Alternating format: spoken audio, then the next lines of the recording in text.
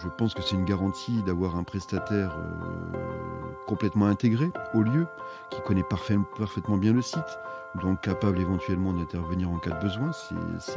C'est important, tout en respectant les valeurs du domaine. Ça fait partie de nos discussions avec les mariés et de notre rôle en fait de les aiguiller le plus possible. L'idée étant, lorsque les gens viennent se marier à Érignac, qu'ils fassent le moins de choses, qu'ils aient le moins de choses possible à organiser. Donc nous on les prend en fait pleinement en charge. Salut à tous et bienvenue sur le podcast Jour J. Je m'appelle Mathieu Vitra et je suis photographe de mariage. Avant de vous parler de mon invité du jour, pour ceux qui ne l'ont pas encore fait, je vous invite à partager ce podcast tout autour de vous, de mettre 5 étoiles et de laisser un avis sur Apple Podcast. C'est principalement cela qui permet de développer ce podcast et qui va me permettre de continuer à rencontrer des entrepreneurs du monde du mariage passionnés comme l'invité du jour. Aujourd'hui, dans cet épisode, nous allons parler des lieux de réception.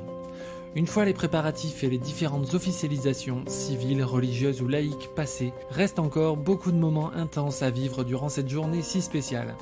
Que ce soit les salles, les domaines ou les châteaux, les lieux de réception pouvant accueillir des mariages le font de différentes manières. Aujourd'hui, dans ce podcast, j'ai le plaisir d'inviter Didier Mortier. Didier est responsable de l'organisation des mariages au domaine du manoir d'Érignac en Dordogne. Il reçoit et conseille depuis de nombreuses années des centaines de couples ayant un projet de mariage. En écoutant ce podcast, vous allez savoir comment il personnalise et accueille les futurs mariés pour leur donner le meilleur le jour J. Vous allez savoir comment la réception d'un tel événement s'organise dans un lieu ouvert au public qui est visité par plusieurs dizaines de milliers de personnes chaque année. Didier intervient également en tant que traiteur. Il est donc présent tout au long de la prestation se déroulant au jardin d'Érignac. Et il va nous expliquer en quoi son rôle de coordinateur des prestataires est important dans la prestation clé en main qu'il veut offrir aux futurs mariés. On se retrouve à la fin de ce podcast. Installez-vous confortablement. Très bonne écoute. Bonjour Didier Mortier. Bonjour Mathieu Vitra. Comment allez-vous ? Fort bien, merci.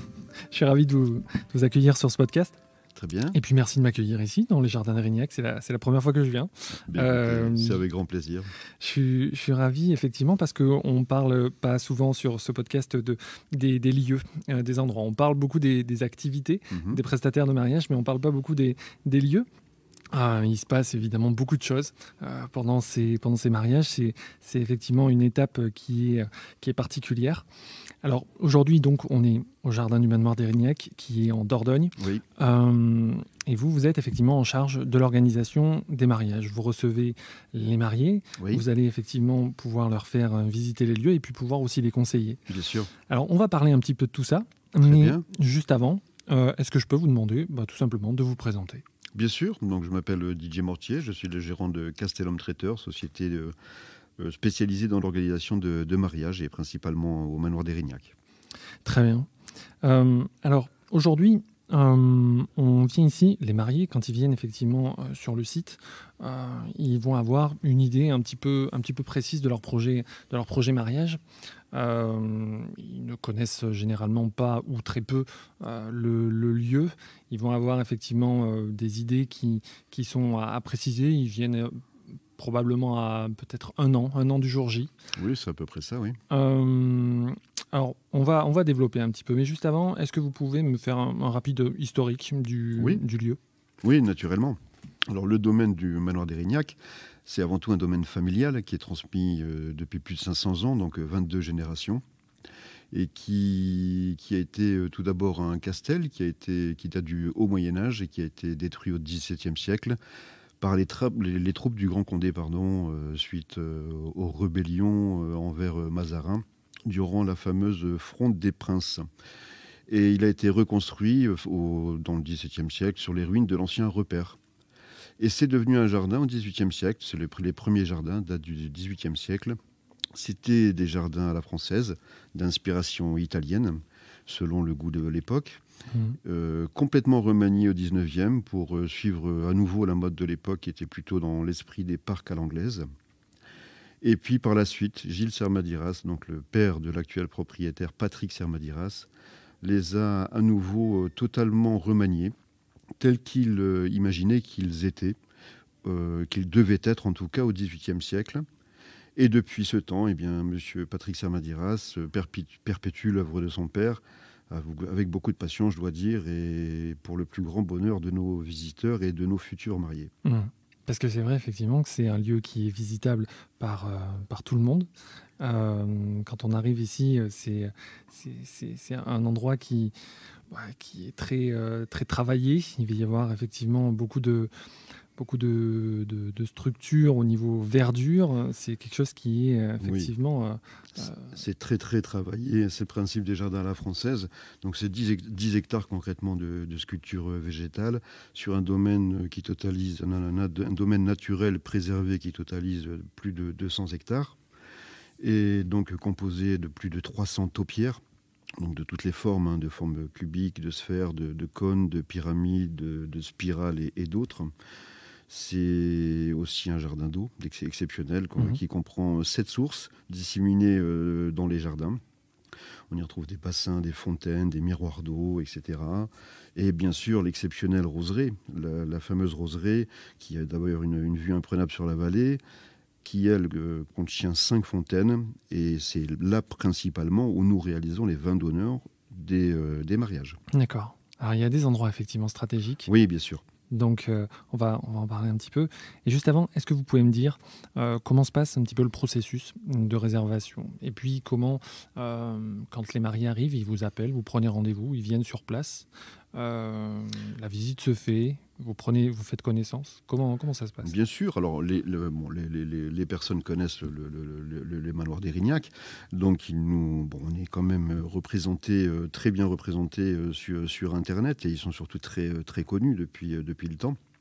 Donc, ils viennent vers nous, ils se rapprochent soit des jardins d'Érignac ou soit de moi-même. Et puis, effectivement, il y a une première visite très importante, bien sûr. Il faut toujours avoir le coup de cœur pour le lieu où on va décider de s'unir, de se marier.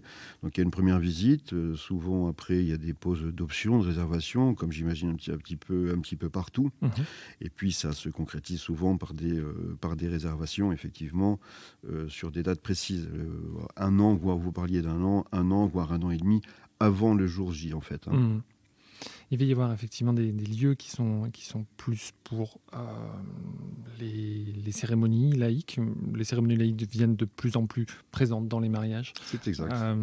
C'est effectivement quelque chose qui est très, très, très répandu. Il va y avoir aussi la partie plus soirée, repas, plus piste de danse. Oui. Comment vous allez effectivement adapter un petit peu les lieux, ou comment vous allez pouvoir indiquer aux futurs mariés une manière de personnaliser un petit peu la prestation? Alors, en réalité, effectivement, il y a plusieurs espaces. Vous avez raison de le préciser.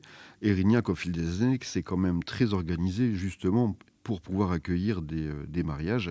C'est ce qui en fait aussi une de ses spécificités. Et on a des espaces bien définis, notamment un espace qu'on peut privatiser au sein même des jardins pour les cérémonies laïques. On a, comme je le disais précédemment, on a un espace qui est absolument magnifique, qui est la roseraie, pour organiser la partie cocktail.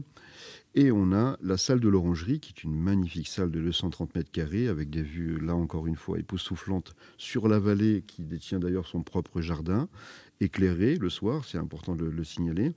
Et donc dans cette même salle, vous allez retrouver la partie véritablement à table, donc la partie restauration, et également la partie soirée avec les bars de soir, la soirée dansante.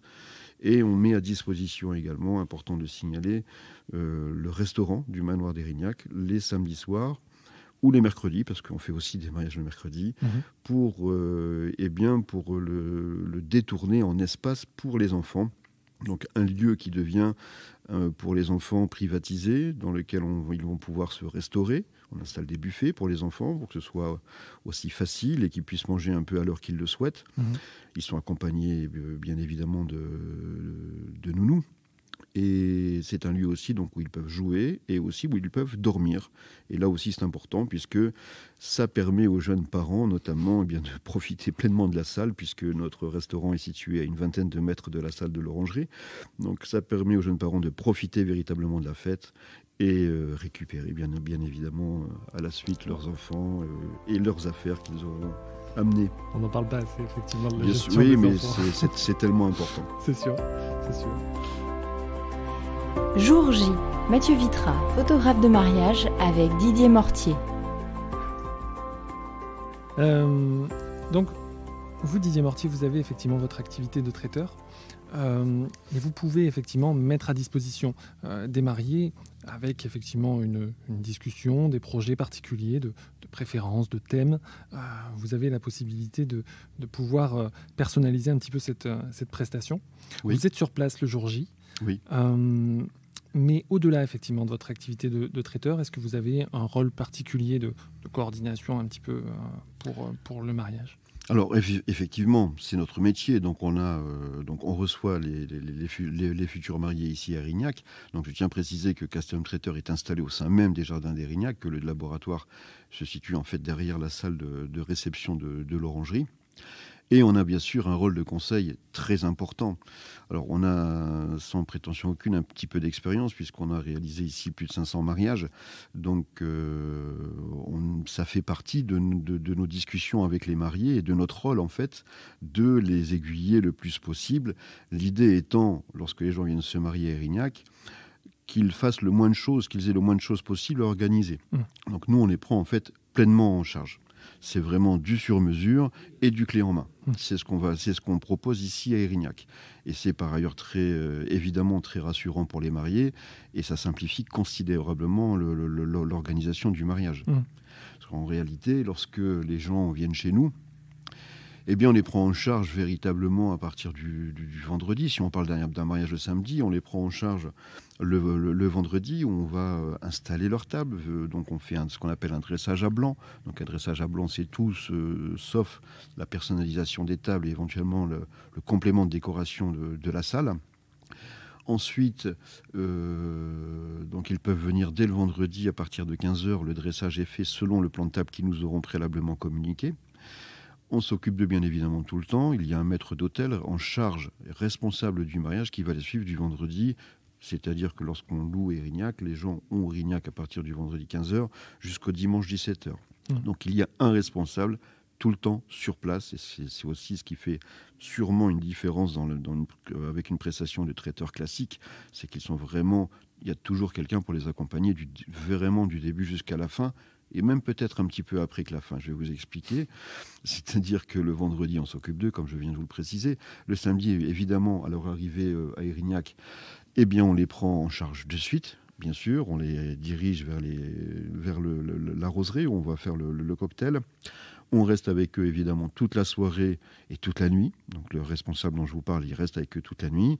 Et lorsqu'il y a brunch le lendemain, à nouveau, toute l'équipe est en place et s'occupe de tout en fait. Donc des mariés qui viennent se marier chez nous, hormis la décoration de table, enfin la personnalisation des tables et la décoration éventuelle, parce qu'elle est déjà très belle de la salle de l'orangerie, ils n'ont rien à faire. Donc c'est ce qui fait la force d'Érignac par rapport à un site classique où on loue et on est obligé de demander à une multitude de prestataires d'intervenir. La vraie force, elle est là, c'est que c'est chez nous c'est du sur-mesure et du clé en main. Prestation complète. Prestation complète. Alors, vous parlez effectivement de ce travail avec les mariés, mais il y a aussi effectivement cet accompagnement également des invités, parce que quand j'ai travaillé sur ce podcast, j'ai pu voir effectivement que les invités pendant le cocktail pouvaient visiter le domaine comme des visiteurs, voire un peu plus, parce que c'est un contexte qui est particulier, et donc c'est intéressant aussi pour ça. Alors, au niveau de la visite, pour être précis, lorsque les gens arrivent, on les dirige uniquement en direction de l'espace. Alors, sauf s'il y a cérémonie laïque avant, bien évidemment, comme je disais précédemment, ils ont un espace dédié pour cela. Mais sinon, on les dirige directement vers la roseraie pour le cocktail. Alors, le schéma est le suivant. Les gens arrivent, on les dirige vers la roseraie. Ils prennent tout le temps qu'ils veulent, bien évidemment, on ne leur impose aucun horaire. Ils profitent pleinement des lieux. Et je dois dire qu'en règle générale, alors vous savez, on travaille sur plusieurs sites, mais ici à Érignac, les cocktails sont toujours les plus longs parce que l'endroit est tellement magnifique, tellement magique, qu'on a du mal à les sortir de cet espace, en fait, pour les rediriger vers l'orangerie, la salle de l'orangerie. Et donc ensuite vient, pour revenir à ce processus, ils vont ensuite vers la salle de l'orangerie. Là se passe le dîner, la soirée, etc. Et c'est le dimanche, en réalité, lorsqu'ils reviennent pour le brunch, on leur donne, à tous les invités présents, un billet pour une visite libre des jardins, en fait. Et c'est très important, puisque ça leur permet vraiment d'y aller à leur rythme, parce que Érignac, c'est un jardin merveilleux, très grand, mais il faut vraiment prendre son rythme pour l'apprécier au mieux. Donc c'est la raison pour laquelle on a opté pour cette option de donner des billets du jour, du dimanche, pour que les invités puissent aller ou pas, ou 10 minutes, ou 4 heures s'ils le souhaitent, ou y passer la journée, se déambuler dans les jardins et profiter pleinement de ce jardin véritablement exceptionnel. Alors, vous avez aussi un rôle de coordination, on en a un petit peu parlé. Vous travaillez effectivement avec différents prestataires, que ce soit des photographes, que ce soit des disques jockeys, que ce soit des décoratrices, des décorateurs. Tout à fait. Quel va être... alors, je sais effectivement que dans le monde du mariage, on a tendance à se connaître un petit peu quand on est à peu près sur la même zone géographique. Bien sûr. Mais quel va être effectivement votre rôle de coordinateur des lieux par rapport à cette collaboration avec les autres prestataires ? Alors concrètement, comme je vous le disais, nous, notre rôle, il ne se limite pas au simple métier de traiteur, où il y a un vrai rôle de conseil. Et ça passe évidemment aussi par les prestataires complémentaires, on va dire, en tout cas des métiers que nous, on n'est pas capable de faire. Je pense bien sûr aux photographes, je pense aux disques jockeys, je pense aux décorateurs, décoratrices, fleuristes, etc. Donc on a, comme on a réalisé, vous l'avez compris, plus de 500 mariages ici à Érignac, il est vrai, comme vous le précisiez tout à l'heure, qu'on a l'habitude de travailler avec certaines personnes. Bien évidemment, ce n'est que du rôle du conseil. On n'interdit jamais un marié de choisir un autre disque jockey, etc. Nous, notre rôle se limite à conseiller, à dire voilà, ces gens-là sont déjà venus à Érignac, ça se passe bien avec eux, vous pouvez y aller, entre guillemets, les yeux fermés. Donc ça, c'est notre rôle. Il est là et il se limite à cela. On ne veut pas intervenir plus. Après, ce sont vraiment les mariés qui prennent contact avec vous, enfin avec les prestataires, et qui décident ou pas de sélectionner tel ou tel prestataire. Oui. Donc on fonctionne comme ça. C'est vraiment uniquement un rôle de conseil. Et alors c'est vrai, pour être tout à fait honnête avec vous, c'est vrai qu'on a des prestataires habituels, des partenaires presque, qui viennent chez nous depuis de longues années maintenant. Mais, encore une fois, nous prenons le risque de dire que les gens qui sont sur notre liste de prestataires, qu'on donne bien évidemment à tous nos mariés, en réalité, c'est un risque qu'on prend en leur disant ces gens-là font bien leur métier. Donc, ça veut dire aussi que si un jour ils devaient plus bien faire leur métier, eh bien, concrètement, on les proposera plus, bien évidemment, même s'ils avaient 10 ans qu'ils viennent. Hein, ce sont des prestataires extérieurs avec lesquels on apprécie de travailler, encore une fois, sans aucune obligation, bien évidemment, de travailler avec eux, mais il est vrai qu'on a, de par le fait qu'on a ce rôle de conseil lors des différents échanges avec les mariés, eh bien, évidemment, on regarde aussi comment les choses se passent à côté et on essaye de le retransmettre aux futurs couples, bien évidemment. Ce sont des suggestions, mais en aucun cas, vous avez effectivement un rôle de wedding planner, par exemple. Bien sûr que non, on n'imposera jamais rien. C'est pas notre rôle. On estime que c'est au marié, ça se passe au feeling. Hein, on peut trouver que telle personne fait très bien son métier, mais qui ne correspondra pas peut-être systématiquement à l'esprit de ce que les mariés vont rechercher. Ça ne veut pas dire qu'il est mauvais professionnel, ça veut juste dire que le feeling peut-être n'est pas passé avec les mariés. C'est pour ça qu'on ne veut pas intervenir et qu'on laisse vraiment le soin aux mariés de les contacter. Donc, bon, concrètement, on leur mâche bien le travail, hein, vous l'avez compris, mais on leur laisse le soin de les contacter et de valider ou pas la prestation. Jour J, Mathieu Vitra, photographe de mariage avec Didier Mortier. Alors, on a parlé un petit peu de votre activité de traiteur et vous êtes effectivement un prestataire qui est fixe au niveau de ce domaine. Est-ce que vous pouvez me parler effectivement de cet aspect et les avantages que ça peut avoir d'être traiteur exclusif du domaine ? Eh bien, l'intérêt, il est peut-être multiple. D'abord, pour les futurs mariés, comme pour les propriétaires du domaine, c'est la garantie d'avoir un prestataire complètement intégré au lieu, qui connaît parfaitement bien le site, capable d'intervenir le cas échéant en cas de besoin. et qui respectent bien évidemment le site en question. Et c'est surtout, comme je le disais, une garantie pour les mariés. Ils sont rassurés, les mariés ont besoin d'être rassurés. Donc, comme nous avons une longue collaboration avec le domaine d'Érignac, j'imagine que si nous sommes encore là, c'est parce que les choses se passent bien pour les uns comme pour les autres. Donc tout cela, en somme, doit sûrement rassurer les mariés. Voilà. Bien sûr. Alors, vous l'avez dit, vous avez beaucoup d'expérience au niveau du domaine. Vous avez plus de 500 mariages. Il y en a probablement certains qui sortent un petit peu du lot. Vous avez peut-être une question de sensibilité, tout simplement, ou alors de choses qui vous ont effectivement marqué plus que d'autres. Est-ce qu'il y a un mariage ou deux, allez, même si c'est 3, je vous en voudrais pas, effectivement, m'en citer quelques-uns qui sont un petit peu sortis du lot, qui vous ont marqué?